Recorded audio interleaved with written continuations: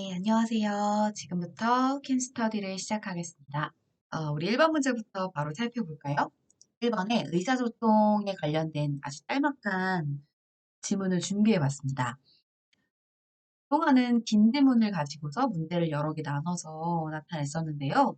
이렇게 짤막한 지문 안에서도 충분히 선지를 5개 이상 골라낼 수 있어요. 그 말은 뭐냐면 피셋을 바탕으로 만들어진 이런 요즘의 NCS의 문제들은 정말 그 한 문장 한 문장의 논리적인 연결성과 그 논리적으로 모순이 있나 없나 이런 것들을 잘 확인하는 부분들이 굉장히 필요한 역량 중에 하나거든요. 그래서 작은 좀 짧은 지문이라 할지라도 꼼꼼하게 살펴볼 필요가 있습니다. 오늘은 그 연습 단계고요. 그래서 굉장히 쉽게 내봤습니다. 우선 이거는 아베노믹스 얘기고요. 제가 출처를 밝히면 8월에 있었던 시사상식, 에듀윌에서 나오는 시사상식 책이 있거든요. 거기서 출처를 밝힙니다. 1990년대 초 버블 경제 붕괴로 20년간 디플레이션과 장기 경기 침체에 빠진 일본 경기를 회복하기 위해 문제 상황이 나왔고요. 문제 상황에 대한 해결책으로 나온 것이 바로 아베노믹스 이렇게 말을 할 수가 있어요. 그러니까 문제와 해결의 구조구나 이렇게 확인할 수 있고요. 버블 경제라는 것은 무엇이냐 하면 어떤 특정한 대상의 가치를 진짜 객관적으로 생각하는 것이 아니고 너무 높게 평가하는 거예요.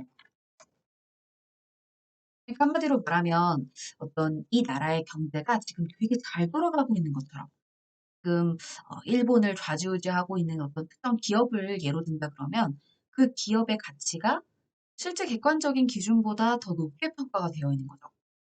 그렇게 되다 보니까 문제가 어떤 게 생겼냐면 디플레이션과 장기 침체 이렇게 된 겁니다. 예. 자, 그 여기서 말하는 디플레이션이라는 건 잘 알고 계시겠지만 어떤 물건의 가격, 그 가격이 뚝뚝뚝 떨어지는 거예요.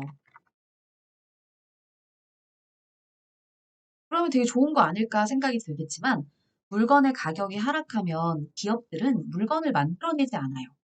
왜냐하면 가격이 하락하는 상황에서 원자재 값은 오르는데 파는 가격은 오르지 않으면 자신들이 손해라고 생각하거든요. 뿐만 아니라 소비자들도 물건을 안 사요.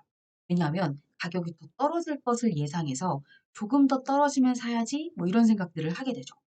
결과적으로 디플레이션으로 인해서 이 경기에 돈이 돌지 않는 겁니다. 그러면 이걸 경기 침체가 되었다 이렇게 말을 하는 거죠. 그래서 이것을 해결하기 위해 세계 화살로 불리는 대규모 양적 완화와 적극적 재정 정책, 과감한 성장 정책 같은 이 세 가지의 구체적인 예로 설명될 수 있는 것들을 하게 되었어요. 여기서 말하는 양적 완화라는 것은 아마 이것도 되게 많이 들어보셨을 것 같은데 돈을 푸는 겁니다. 그래서 시장에 돈이 많아질 수 있도록 정부에서 시장에 돈을 이렇게 뭐라고 할까요? 품? 돈을 푼다? 이렇게 생각하면 될까요? 돈을 풀어서 엔화의 가치를 낮추는 거죠. 그래서 엔화의 가치를 낮춰서 앞에서 이야기했던 것대로 정말 상식적이지 않은 상태로 가치가 높이 평가되어 있었던 많은 것들을 이제 원래 수준으로 좀 낮추려고 했던 겁니다. 엔화의 가치가 낮아지면 어떻게 될까요? 당연히 아마 수출 기업은 경쟁력이 개선됐을 수 있었을 거예요. 그런 좋은 점이 있지만 수입은 이거는 효과를 발휘할 수가 없었을 겁니다. 수입 물가 상승이 이루어졌겠죠. 예전에는 뭐 1,000엔 가지고서 살 수 있었던 물건이 나중에는 1,000엔 가지고 안 되는 거예요. 왜냐면 N저 현상이 일어나다 보니까 1,000원 가지고 안 되고 막 2,000원 가지고서 사야 되는 뭐 이런 상황이 되는 거죠. 수입 물가에는 수입 물가 상승으로 이어져서 가계와 기업에 부담을 지웠다는 비판도 있습니다. 어떻게 보면은 좋은 점도 있고 안 좋은 점도 있다 이렇게 볼 수가 있겠죠. 최근에는 공급망 차질 리스크 속에서 원자재 가격 상승이 겹치며 일본의 수입 물가가 급등하고 민간 소비가 위축된다. 이런 가격 상승, 원자재 가격 상승은 결국 수입 물가를 급등시키고 민간 소비도 위축될 수 있게 만들었던 겁니다. 번째, 일본은 이 아베노믹스로 인해 버블 경제 붕괴가 일어난 게 아니라 버블 경제 붕괴로 인해 난리가 난 경기의 상황을 해결하기 위해 아베노믹스가 만들어진 거였죠. 그러니 1번에서 바로 정답이 나옵니다. 엔화 가치가 하락함으로써 수출은 살아났지만 수입은 별로 큰 효과가 없었고요. 원자재 가격의 상승은 물가 상승의 요인이 되고요. 아베노믹스가 일으킨 엔화의 가치가 하락하는 것에는 부정적인 입장만 있는 것이 아니라 경제 활력이라는 그런 긍정적인 측면도 있을 수 있다는 점, 수 있습니다. 두 번째는 기억에 대해 추론할 수 있는 것, 역관주의인데요.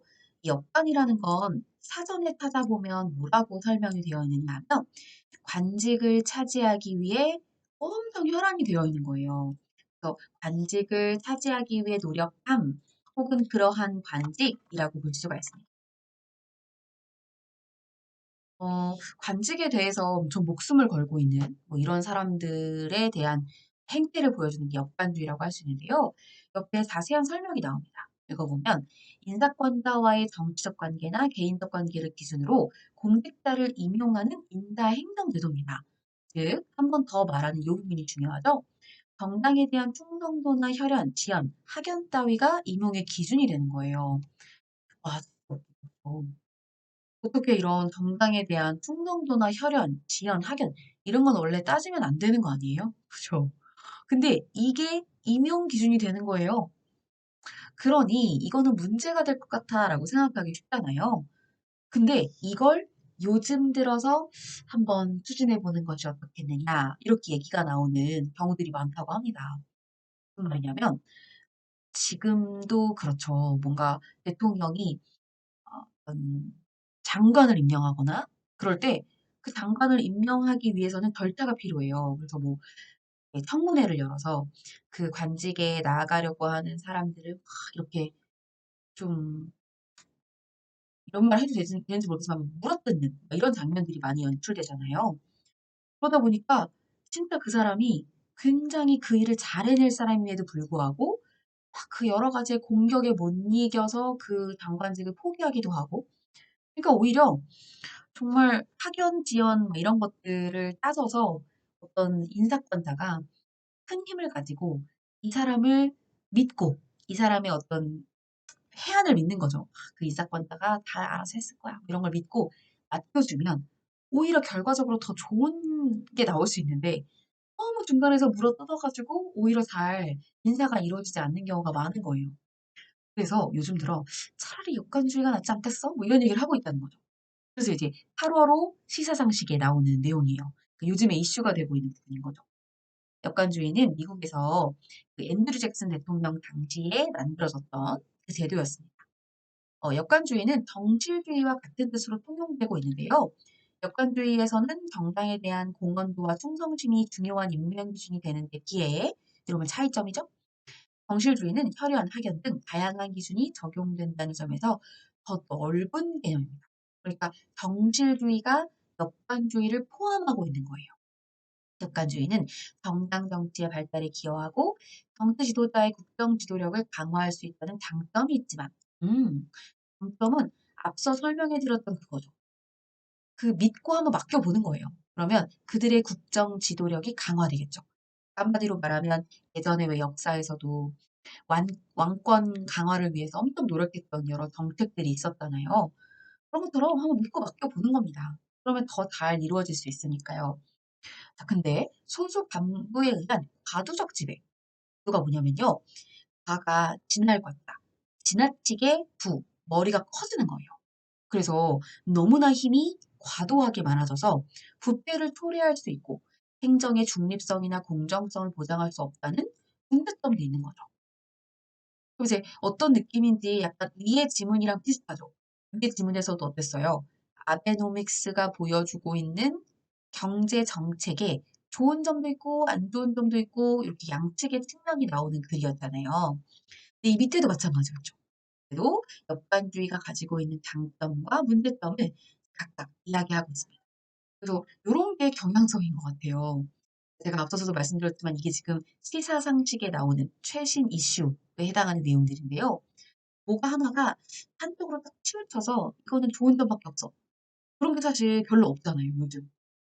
뭐 하나가 옳다고 딱 단언할 수 있는 게 뭐가 있을까요? 없어요. 양측의 측면이 다 있다고요. 그러면 그 양측의 측면이 나타나 있는 글을 실어주고 이것에 대해서 정확하게 장점과 단점, 혹은 문제점과 뭐 한계점 이런 것들을 잘 나눠볼 수 있느냐. 이런 읽기에 그 능력을 평가하는 지문이 나올 가능성이 있다는 거. 자, 그럼 인사권자의 힘이 강하게 작용하는 거겠죠? 인사권자와의 어떤 관계가 중요하게 되니까요. 요거 2번은 여기.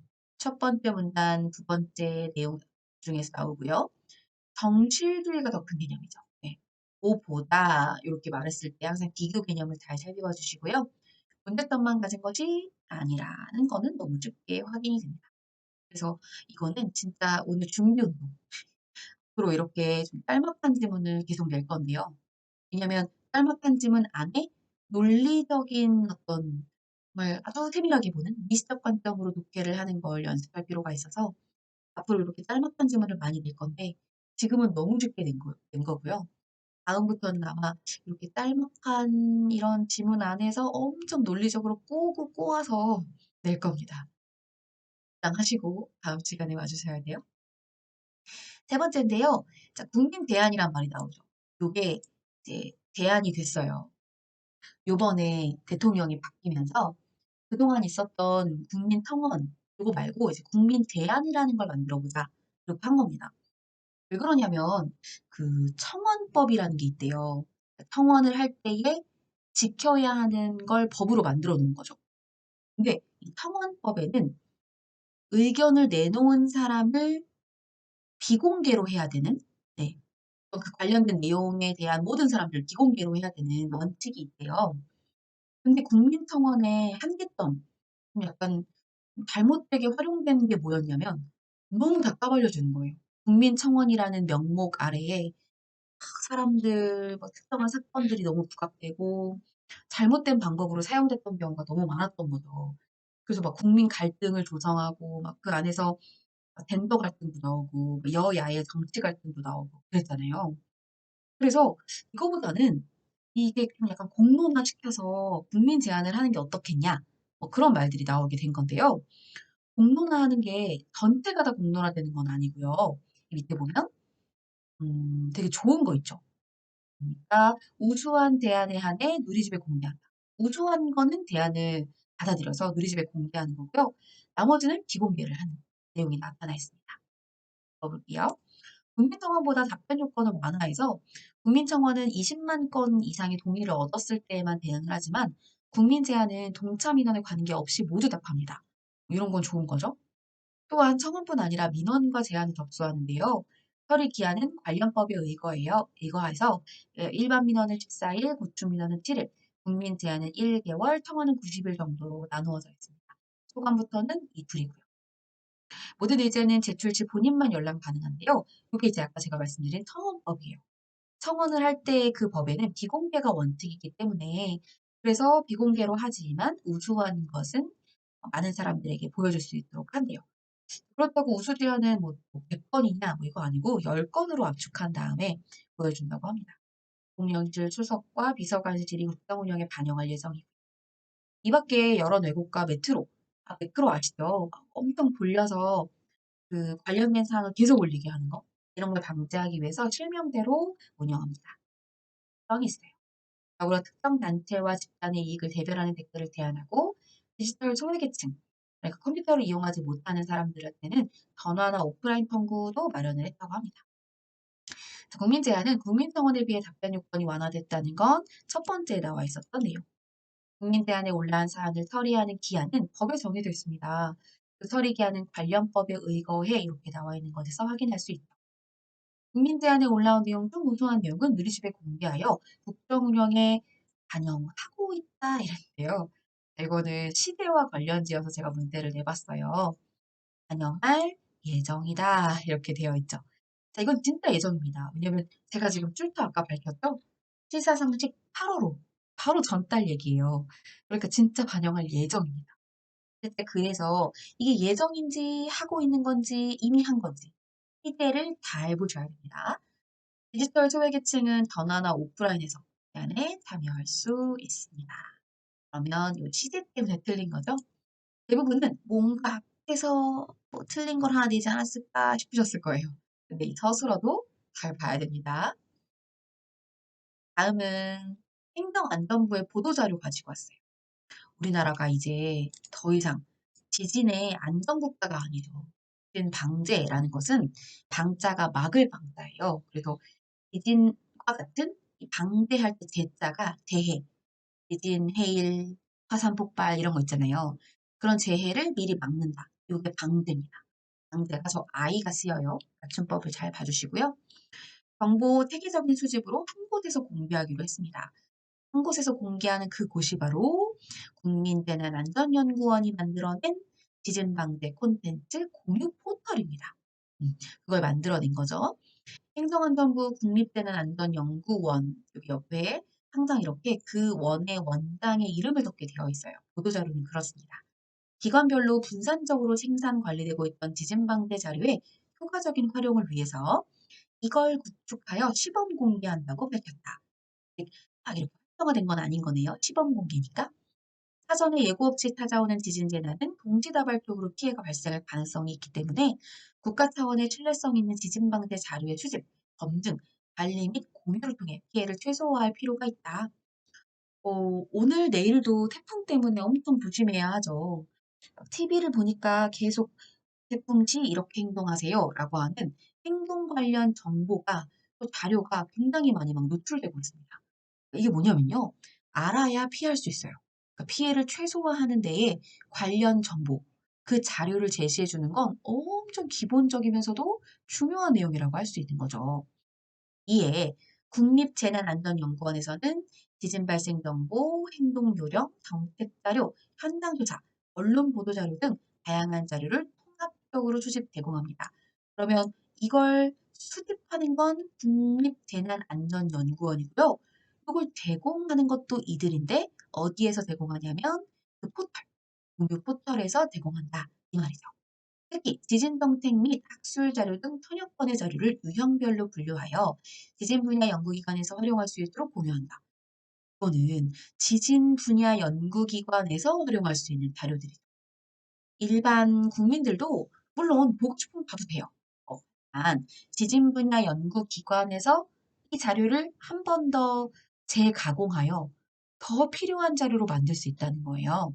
그래서 국립재난안전연구원에서 만들어진 전문적 자료가 지진 분야 연구기관에서 다시 한번 재가공되어 일반 사람들에게 진짜 필요한 정보들로 제시되는 거예요. 사실 되게 전문적인 자료는 일반 국민들이 기초 지식이 없는 상태에서 보면 알아들을 수가 없습니다. 그러니까 한 번 더 재가공을 하는 게 필요하죠. 중앙지자체, 지진방재 전문인력 양성사업대학 등 관계기관의 활용도 이것도 높이려고 노력하고 있대요. 여기서 대고는 높인다 이런 뜻이죠. 사용자 요구를 반영 보완하여 2023년 1월부터는 쓰는 모든 기관이, 모든 국민이 이용할 수 있도록 전면 공개한대요. 한 번 더 재가공을 한 정보가 이때 이제 풀리게 되는 거죠. 포털 내 지진 자료를 이용하고자 하는 관계기관은 여기 들어가거나 아니면 국립재난안전연구원 누리집에 접속해서 이용한대요. 근데 국립재난안전연구원 누리집에 접속하면 바로 그게 보이는 게 아니고 알림창이나 하단 막대 광고를 클릭해야 들어갈 수 있습니다. 공유 포털에 직접 들어가거나 아니면 한 다리 건너서 들어가는 거죠. 이렇게 연결고리가 어떻게 있는지 2개 이상 제시하는 게 원칙이에요. 하나만 제시하면 만약에 그게 다운이 되거나 포털 사이트가 잘 운영이 안 되면 어떡할 거예요. 그러니까 여러 방법들을 제시하는 것이 원칙이죠. 이종설이라는 그 원장은 경주와 포항 지진의 그 경험을 통해서 우리나라도 더 이상 지진의 안전지대가 아니라며 만반의 대비가 필요하다라고 말하면서 다양한 지진 방제 정책과 기술 자료들의 체계적인 축적, 쌓아두는 거죠. 그것과 활용을 통해 지진 방제 콘텐츠 공유 포털이 지진 피해 최소화의 밑거름으로 활용될 것이라 기대하고 있다라고 밝혔습니다. 네모가 상위의 영역이고 동그라미가 하위의 영역이죠.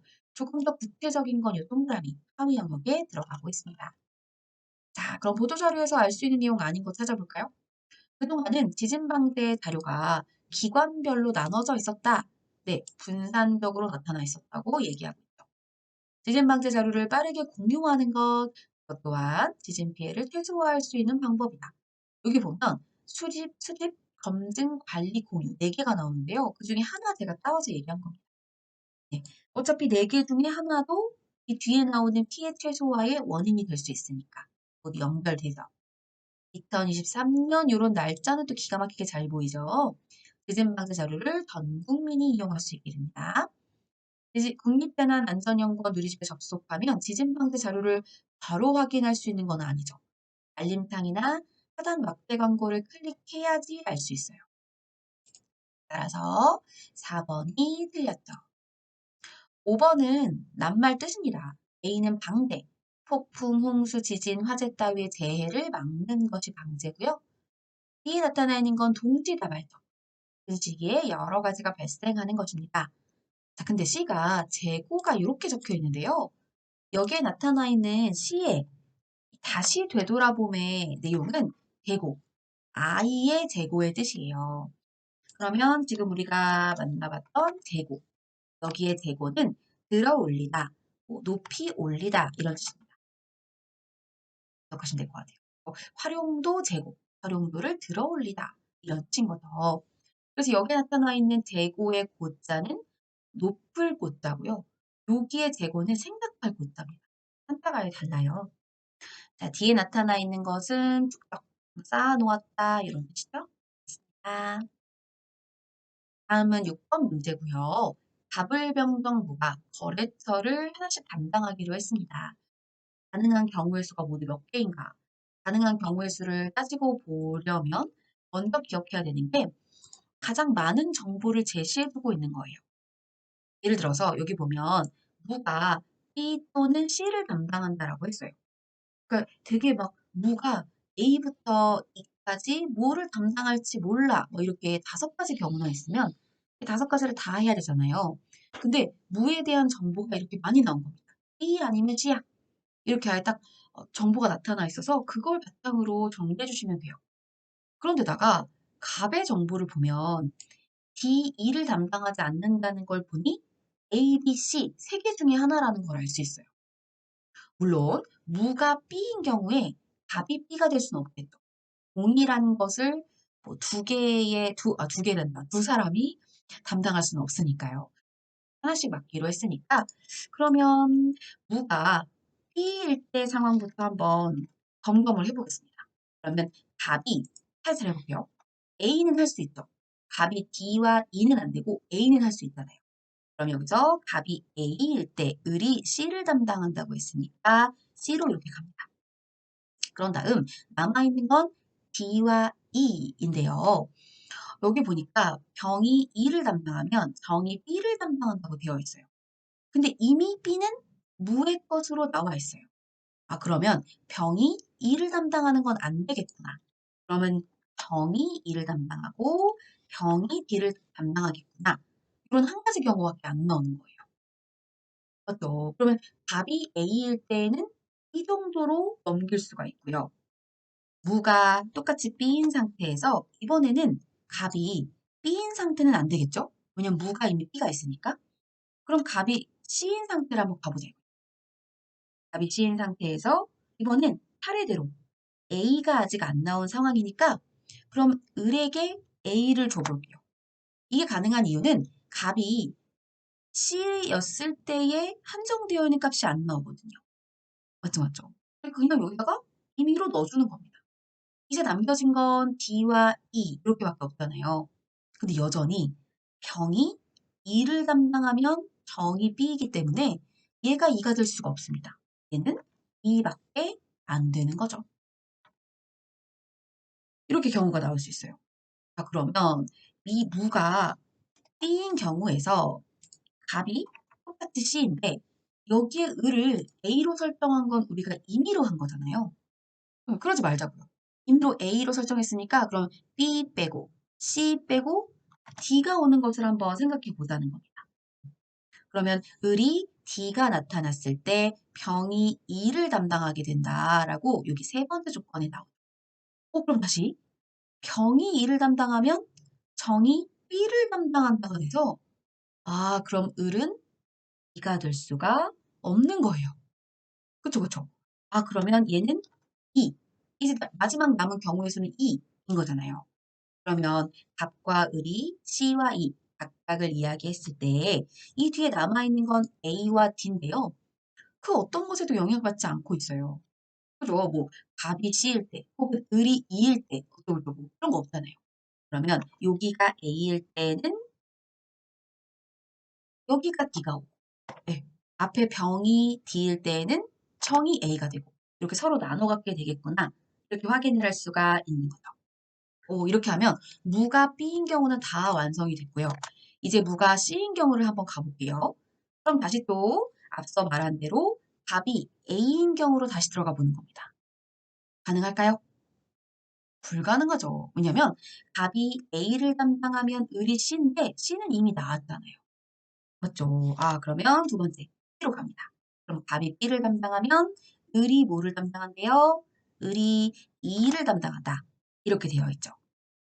그리고 나서 병이 E를 담당하는 경우밖에 안 나왔기 때문에. 그렇죠? 그리고 을이 D를 담당하면 밖에 안 나왔기 때문에 여기서 또 걸리는 게 없습니다. 그럼 어떻게 될까요? 얘기했던 대로 D와 A가 이렇게 나눠 갖게 되겠죠. 그럼 결국 나오는 경우의 수는 하나, 둘, 여기서 두 개, 그죠? 그럼 셋, 넷, 다섯, 여섯. 총 여섯 가지가 되는 겁니다. 여섯 가지의 경우의 수 확인해 보는 문제였어요. 물론 이건 제가 변형한 문제예요. 실제 문제는요, 이렇게 안 나와 있었고, 실제 문제는 이렇게 정리한 다음 중 항상 옳은 것은 이런 식의 문제였어요. 근데 저는 지금 우리가 뭐 실제 시험을 보는 것이 아니라 공부하는 시간이기 때문에 이걸 하나하나 다 경우의 수를 만들어 볼 수 있느냐. 6개 정도는 금세 시간 안에 한 2분 정도? 짧게는 1분 30초 안에 빨리빨리 계산을 해낼 수 있는 능력까지 가야 하기 때문에 한번 전체 경우의 수를 확인하는 문제를 한번 내봤습니다. 실제로는 이렇게 안 낼 거예요. 실제로는 이렇지 않다는 것만 아주 알아주시면 되겠습니다. 자, 다음은 결론을 찾는 문제인데요. 이런 거 너무 좋아요. 네. 왜냐면 왜 좋은지 아마 제가 그림을 그리는 순간 아실 겁니다. 이런 건 벤 다이어그램을 그려서 확인할 수가 있는데요. 여기 보니까 첫 번째 거는 올 개념이에요. 그쵸? 국어 교육을 받은 모든 사람은 한자 교육을 받았다. 이렇게 해석할 수 있다. 근데 두 번째는 어떤이 있어요. 그러면 전제 중에 하나가 어떤인 상황인데 결론이 뭐든이 올 수가 없어요. 절대 안 됩니다. 이걸 적어놓고 가볼까요? 중간에 전제에 어떤, 이거 점 개념이죠? 어떤이 있으면 결론에 모든이 올 수 없다.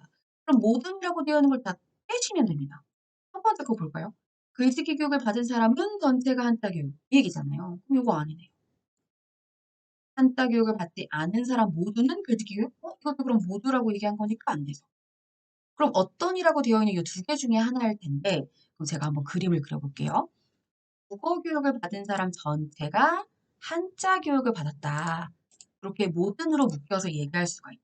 그럼 여기는 국어, 여기는 한자. 근데 국어 교육을 받은 어떤 사람은 글짓기 교육을 받았대요. 그럼 국어 교육에 겹치도록 이렇게 그려서 글짓기 이렇게 만들어줘야겠죠. 그럼 자연스럽게 글짓기와 한자 교육이 겹칠 수밖에 없어요. 맞죠? 그래서 제가 이런 건 너무 명확해. 명확한 문제 너무 좋아. 이렇게 말씀드렸던 거예요. 중간에 어떤이 들어가서 이거는 뭐든도 아니고 해서 애매하겠다 싶으시겠지만 그림 하나만 뚝딱 그려놓으면 진짜 이게 안 겹칠 수가 없거든요. 그러면 당연히 한자 교육을 받은 어떤 사람이 글짓기 교육을 받았다. 거나 글짓기 교육을 받은 어떤 사람이 한자 교육을 받았다. 이렇게 말할 수가 있는 거예요. 그럼 정답이 3번 이렇게 되는 거예요. 제일 처음에 나왔던 대전제가 요렇게 올 개념인데 그 대전제의 주어부에 해당하는 전건 이렇게 속해 있는 거 그 전건과 썸 개념으로 묶인 그 어떤 것은 앞에 얘기했었던 대전제 즉 전제 1의 서술부에 있었던 것과 완전 안 겹칠 수가 없는 거죠. 그 관계를 기억하시면 결론을 찾기가 쉬워지지 않을까 생각이 듭니다. 다음은 8번 문제인데요. 여기 A부터 E까지 4층짜리 빌라에 각각 거주하고 있는 내용입니다. 이걸 제가 지금 어제였죠? 일요일에 드렸던 자료랑 다를 거예요. 3번 선지가 달라졌는데 왜 그러냐면 3번 선지에 제가 오늘 다시 검토를 해본 결과 여기 3번에 여기 하나, 둘, 셋, 네 번째의 조건을 그대로 썼더라고요. 아니 그럼 누가 몰라? 아니, 이렇게 이상한 선지를 만들었더라고요. 제가 바꿨거든요. 그건 선지대로 한번 살펴볼게요. 자, A부터 E까지 5명이고요. A, B, C끼리 같은 곳에 있고 B는 서로 다른 라인에 거주하게 됩니다. A와 E만 서로 같은 층에 거주하고 나머지는 모두 다른 층에 거주하게 되고 그런 다음 E가 B보다 높은 층에 거주하고 D는 201호에 거주합니다. 확정 조건이죠. 그럼 자연스럽게 A와 C가 어디에 있는지도 결정이 났어요. A, C, D가 같은 라인. 그러면 여기서 말하는 라인은 1호 라인, 2호 라인 이런 거라는 건 설명 안 해도 아시겠죠? 그러면 A, C가 이쪽, 그리고 B, E가 이쪽에 놓이게 될 거예요. 그러면 한번 생각을 해봅시다. D가 여기에 오면 202호는 그 자리가 비어있게 되겠죠. 왜냐하면 A와 E만 같은 층에 있고 나머지는 모두 다른 층이라고 했기 때문에 201호가 D로 채워지는 순간 202호는 아무도 안 살게 되는 이렇게 되는 거죠. 그러면 A와 E가 정해진 둘의 짝꿍이니까 얘네부터 한번 출발을 해봅시다. 바로 요 D 위에 A가 온다고 한번 생각을 해보고 그럼 자연스럽게 여기가 E가 오겠고요. E보다 B가 아래에 배치되어야 하니까 B는 이쪽일 것이고 물론 이 자리는 비워지겠죠. 나머지 하나 C는 이쪽에 오게 될 겁니다. 그럼 이 경우만 있느냐? 그게 아니고 D가 2층에 오는 상황에서 A와 E가 이렇게 D와 연달아 오는 것이 아니라 이렇게 떨어질 수도 있을 거예요. 맨 2층에 오게 되는 경우. 이렇게 된 경우에는 B가 오고 E보다 아래층에 B가 이렇게 연달아 오게 되는 경우가 있을 수 있고요. 그럼 자연스럽게 C는 이쪽에 오게 될 겁니다. 문제는 뭐냐면 A와 E가 1층에 올 수는 없어요. 맞죠? 왜냐면 E가 B보다 위에 있어야 하니까요. 그러면 A와 E가 맨 위층에 있다는 건 알겠는데 B가 E와 바로 아래로 묶여지지 않고 이 1층에 내려올 수 있는 거잖아요. 그렇죠. 그렇게 되면 어떤 형태가 만들어지느냐 하면 B가 201호에 있고 이제 나머지 C가 이쪽에 오게 되는 거예요. 그래서 나올 수 있는 경우의 수는 총 3가지 이렇게 얘기할 수가 있습니다. 한번 볼까요? C가 우리 반드시 옳은 거 찾아야 돼요. C가 가장 높은 층에 거주할 수는 없다라고 했는데 C가 가장 높은 층에 거주할 수 있죠. B는 D보다 높은 층에 거주한다. B가 D보다 낮은 층에 거주할 수도 있어요. 그렇죠. 3번 C가 D와 위아래 층에 거주하지 않으면 즉 C와 D가 이렇게 떨어져 있을 경우를 얘기하는 거거든요. C와 D가 이렇게 붙어 있는 경우가 2번 연속 있는데 이 경우는 C와 D가 떨어져 있죠. 고객입니다. C와 D가 위아래층 거주하지 않으면 402호가 비어져 있다. 맞네요. 그래서 3번이 정답이에요. D는 A보다 높은 층에 거주한다. D가 A보다 낮은 층에 거주하고 있죠? 그러니까 이거 틀렸습니다. 3번이 정답이에요. 쉽죠? 자, 9번은 대인관계인데요. 인파워먼트라는 게 있어요. 인파워먼트는 조직의 리더가 직원들에게 힘을 나눠주는 것을 말합니다. 근데 이 인파워먼트가 잘 안 될 때가 있어요. 어떤 장애 요인이 발생해서 그런데요. 그런 장애 요인은 개인적 차원 혹은 뭐 대인적 차원이라는 것도 있고요. 혹은 어떤 시스템적인 차원, 관리 차원, 조직 차원 이렇게도 여러 개로 얘기를 할 수가 있어요. 이 문제는 되게 쉬운 게 개인적인 느낌이 아닌 걸 고르면 돼요. 예를 들어서 역량이나 결의, 동기 같은 경우는 개인적으로 내면에 갖출 수 있는 그런 것들이잖아요. 근데 이번에 있는 정책의 기획의 실행 이런 것들은 관리 차원이에요.